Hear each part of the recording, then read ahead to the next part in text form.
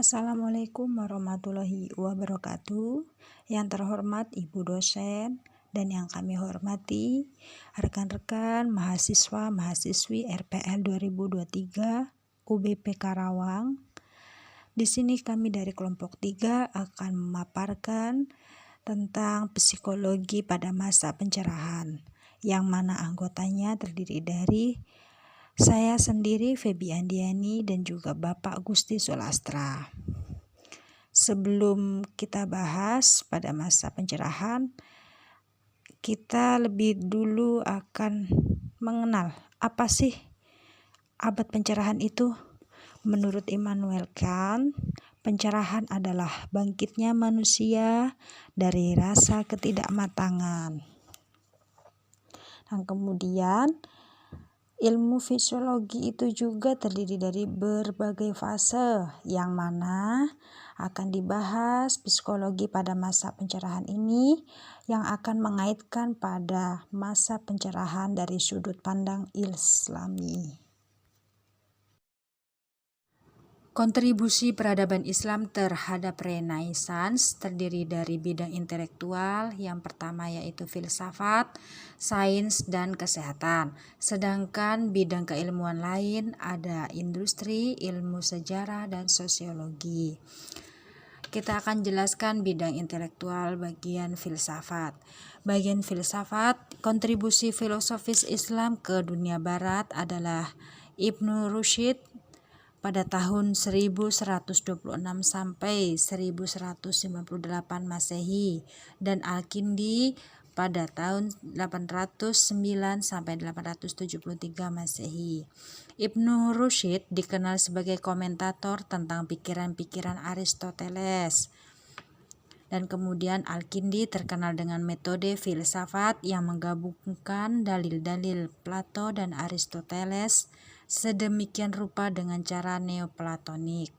Kemudian bagian sains, Abbas bin Fama terkenal di bidang kimia dan astronomi. Dia adalah orang yang pertama kali menemukan pembuatan kaca dari batu. Ibrahim bin Yahya al-Nakhas terkenal dalam bidang astronomi yang dapat menentukan waktu terjadinya gerhana matahari dan menentukan berapa lama itu akan berlangsung. Kemudian di bidang intelektual selanjutnya yaitu di kesehatan, bukti pengaruh ilmu kesehatan adalah ketergantungan Eropa pada pengobatan Arab hingga abad ke-15 dan ke-16 yang diidentifikasi oleh daftar buku cetak, yang mana beberapa di antaranya dapat digunakan oleh penemu-penemu lainnya untuk dijadikan referensi. Kemudian di bidang keilmuan lain yaitu industri.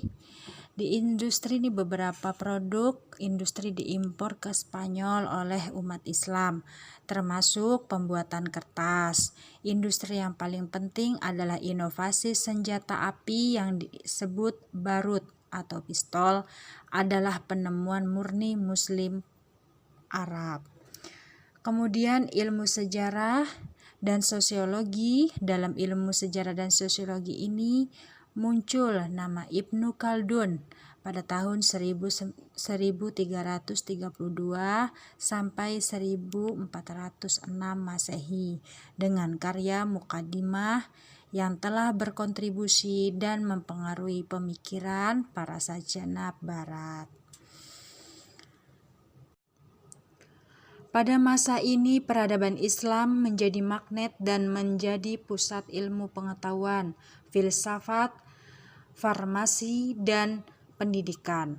Menurut Wani dan Maqbol pada tahun 2012 menyatakan bahwa terdapat banyak perpustakaan dan rumah ilmu serta rumah politik yang sering dikunjungi komunitas muslim maupun non-muslim. Kemudian menurut Pacey yang dikutip dari pendapat Wani dan Maqbol tahun 2012 yang mana mengatakan bahwa Teknologi pembuatan kertas dan pena yang berasal dari Cina dikembangkan oleh Muslim pada akhir abad ke-9, menghasilkan buku-buku bagus dan mendistribusikannya ke seluruh negeri.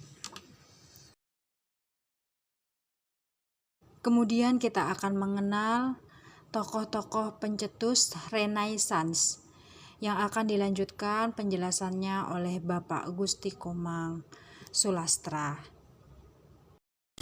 Terima kasih Ibu Pebi. Kemudian Ibu dosen yang saya hormati, selanjutnya saya meneruskan penjelasan pada slide yang berkaitan dengan tokoh-tokoh pencetus Renaissance. Yang pertama ada Francesco Petrarch, di mana masa Renaissance sendiri ditandai dengan kepercayaan yang tinggi terhadap potensi dan kemampuan individu seseorang. Personalisasi nilai-nilai suatu agama, rasa ketertarikan tinggi terhadap warisan pemikiran Yunani kuno, dan munculnya anti-Aristotelianisme. Masyarakat Eropa pada saat itu sangat mempercayai kemampuannya dalam memperoleh suatu kebenaran, sehingga tidak lagi tergantung pada otoritas keagamaan.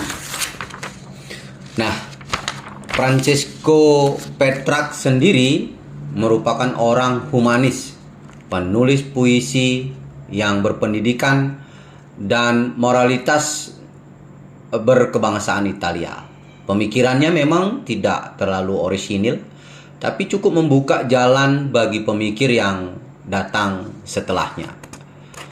Kemudian ada Copernicus 1473 sampai dengan 1543. Beliau terkenal dengan pendapatnya heliocentris, yaitu bahwa bumi dan semua planet bergerak mengelilingi matahari. Kemudian Johannes Kepler 1571-1630, di mana Johannes Kepler sebagai ahli matematika, namun melanjutkan penelitian dan Bray tentang gerak benda-benda angkasa. Kemudian tokoh yang berikutnya adalah Galileo Galilei. Ya, ini sering kita dengar pada saat belajar di sekolah SMA. Beliau menciptakan sebuah teropong bintang terbesar yang dapat mengamati beberapa peristiwa angkasa secara langsung. Kemudian ada tokoh Giovanni Pico 1463-1494 yang menyampaikan pandangan bahwa manusia bersifat unik dan memiliki kebebasan untuk bertindak, tidak seperti malaikat ataupun binatang. Kemudian ada Desiderius Erasmus 1466-1536. Beliau merupakan seorang yang terpelajar daripada Rotherham yang banyak menulis buku tentang penyelewengan yang telah berlaku di gereja. Karya terbaik beliau terkenal dengan In Price of Folly. Ya, kemudian ada Martin Luther 1483-1546. Beliau menganggap bahwa agama sebagai urusan pribadi, tapi ia menentang kebebasan berkehendak. Menurutnya, apapun yang terjadi adalah kehendak Tuhan.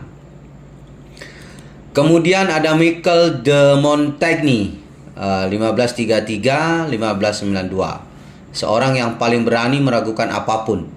Ia meragukan rasionalitas teologi Katolik dan Protestan, namun tidak percaya bahwa manusia lebih superior daripada binatang.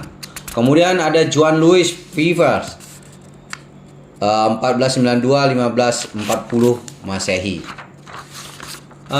Sebagai penggagas awal psikologi modern. Ya, ini luar biasa. Beliau lahir di Valencia, Spanyol. Yang menjadi pusat perhatian Vives adalah mengenal pendidikan dan psikologi, khususnya mengenai emosi, memori, dan belajar.